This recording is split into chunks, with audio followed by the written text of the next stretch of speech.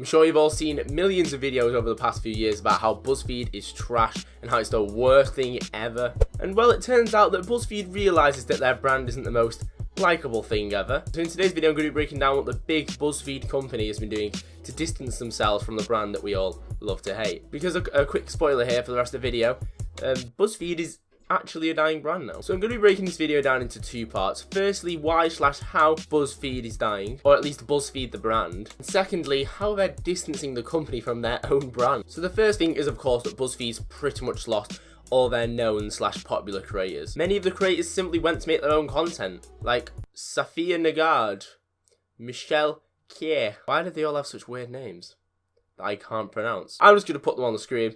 You can read them. And of course, most recently, the Try Guys, which is kind of a massive deal. The Try Guys as a brand was worth literally, I think, millions. They said they'd paid a ridiculous amount for it, so it must have been, you know, at least high hundreds of thousands, surely. You know, the point is they paid a lot for that brand to buy it off BuzzFeed. This is such a big deal because Try Guys were really one of the massive breadwinners. I mean, you could stick their name in a title and the video would instantly do well. Like, literally, any video with the word Try Guys in it instantly had millions of views. You can see by looking at their new channel that they're still getting millions of views without being on BuzzFeed. If anything, they're getting more views than they used to. So now BuzzFeed has gone from all these different content creators and series they used to have to literally just having two. They have Unsolved and Worth It. And even Unsolved has been moved to its own YouTube channel now.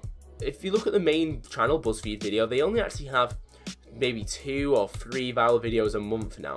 Whereas back in the day, they used to easily have a minimum of 2 or 3 a week. But not being able to use the name Try Guys or any of these content creators who immediately would get the millions of views has had a massive impact on their overall views on that main channel. The second reason why the brand is so damaged is all the people making videos just simply exposing it or hating them. You know, this includes all the past content creators that actually work for them themselves, and all these commentary YouTubers and just general YouTubers who just absolutely rip into them. Like, they've basically turned the brand into a joke, which, you know, isn't good for business for them, especially not when they've got so many sponsorships flying around. So, well, if all this is going on, then what's the point of this video? What have BuzzFeed actually been doing recently about this? So over the past few months, they've been on a kind of mission, and this is to separate all the different popular parts of the business into their own brands, most of which are nothing to do with BuzzFeed. BuzzFeed channels always used to have the name BuzzFeed in, and have very similar branding, but not anymore. Now we have As Is, Tasty, Ladylike, Pero-like, and a lot more, which all have completely different branding to the BuzzFeed name channels, as well as the cast of people